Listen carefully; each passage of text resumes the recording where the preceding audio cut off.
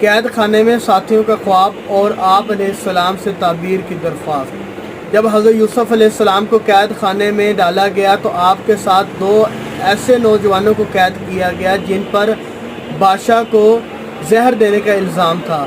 ان میں سے ایک نوجوان جو تھا وہ بادشاہ کا ساقی تھا اور دوسرا باورچی تھا۔ جب جیل میں حضرت یوسف علیہ السلام سے ملاقات ہوئی ان کی، تو وہ آپ کے اخلاق و کردار، عادات و اطوار، قول و فعل اور کثرت عبادت اور اللہ تعالیٰ کی مخلوق پر شفقت سے بہت متاثر ہوئے کہ کس طریقے سے اللہ تعالیٰ اپنے نبیوں کے ذریعے کیسے وہ انسانوں کے اوپر شفقت فرماتے ہیں۔ ان دونوں نے ایک ہی رات میں خواب دیکھا۔ ساقی نے خواب دیکھا کہ انگور کی بیل کی 3 شاخیں ہیں، ان میں پتے اگ آئے ہیں، انگور کے گچھے پک گئے ہیں۔ اس نے انگور